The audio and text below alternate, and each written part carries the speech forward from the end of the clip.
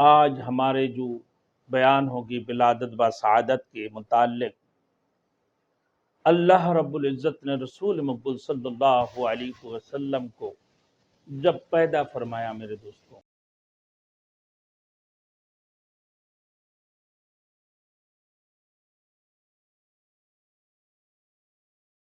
Thanks for watching. Don't forget to like, comment, share and subscribe to Maulana Habibullah Rouhani Official. الحمد للہ وکفا وسلام علی عباده الذین اصطفى اما بعد فاعوذ باللہ من الشیطان الرجیم بسم اللہ الرحمن الرحیم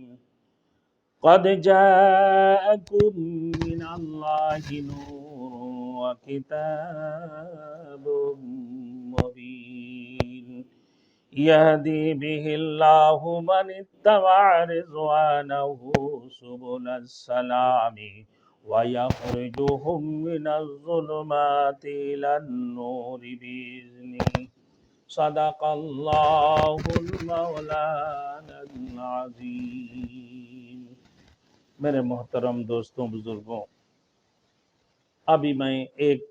قرآن مجید کی آیات پڑھا ہوں۔ میرے دوستوں، آج ہمارے جو بیان ہوگی ولادت و سعادت کے متعلق، اللہ رب العزت نے رسول مقبول صلی اللہ علیہ وسلم کو جب پیدا فرمایا، میرے دوستوں،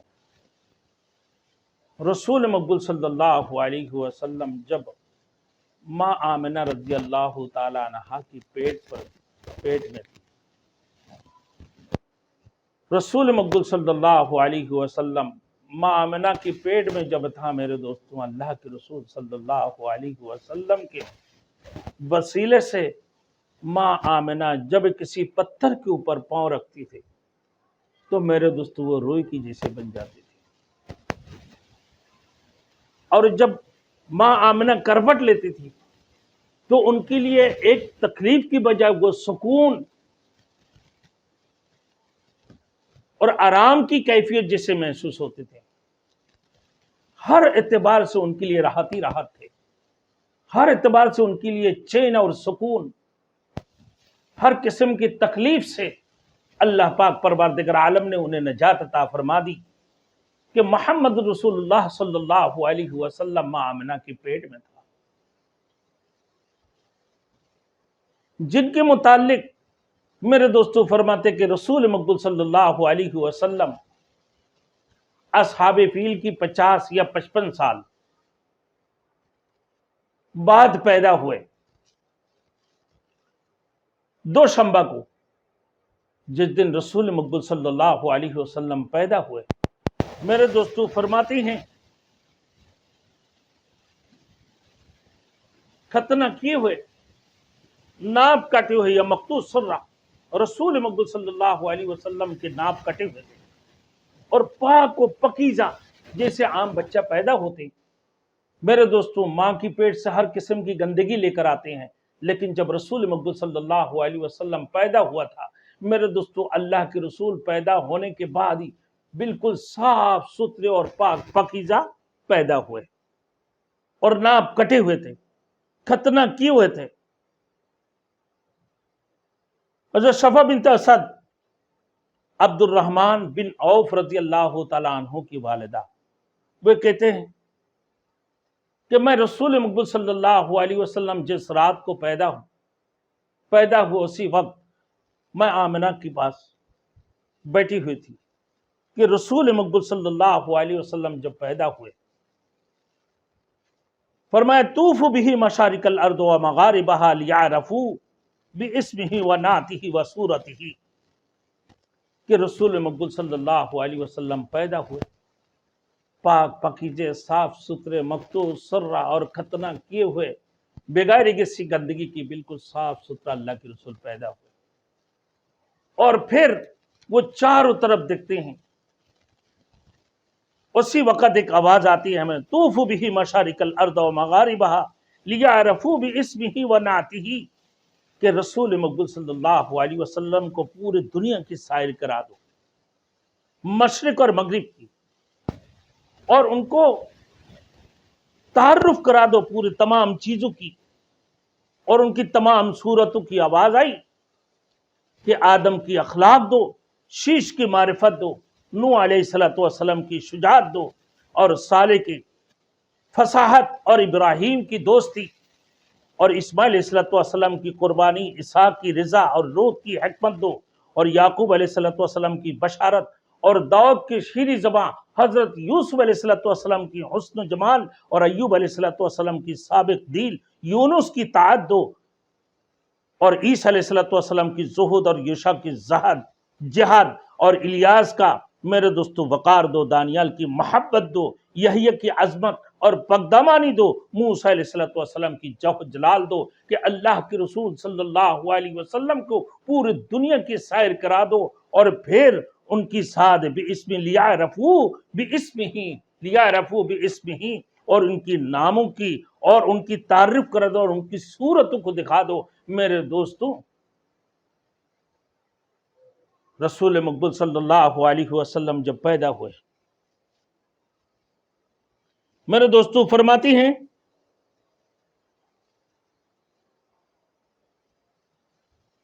قد جاءکم من اللہ نور و کتاب مبین یہدی بہ اللہ من اتبع رضوانہ سبل السلام ویخرجہم من الظلمات الی النور باذنہ، کہ تمہارے پاس اللہ کی جانب سے ایک نوری ہدایت اور ایک روشن کتاب لے کر آئے ہیں، جس کی ذریعے سے اللہ تعالیٰ ایسے شخصوں کو ہدایت فرمایا ہے جو رضائے حق کے طلبگار ہوں، اور دینی توفیق سے ان کو ظلمتوں سے نکال کر نور کی طرف لے آتا ہے۔ ایسے نبی کو اللہ نے اس دنیا کے اندر بھیجے ہیں۔ فرماتی ہیں میرے دوستو محمد الرسول اللہ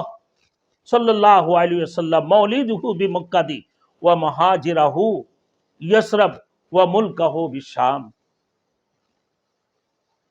محمد صلی اللہ علیہ وسلم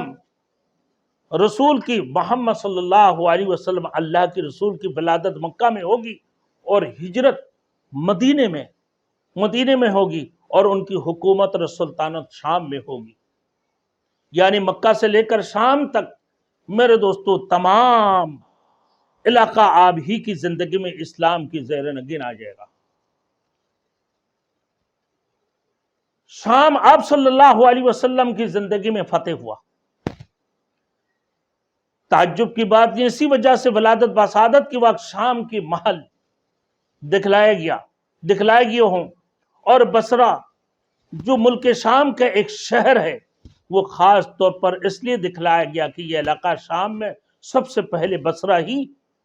بصرہ ہی میں نور نبوت اور نور ہدایت پہنچا ہے،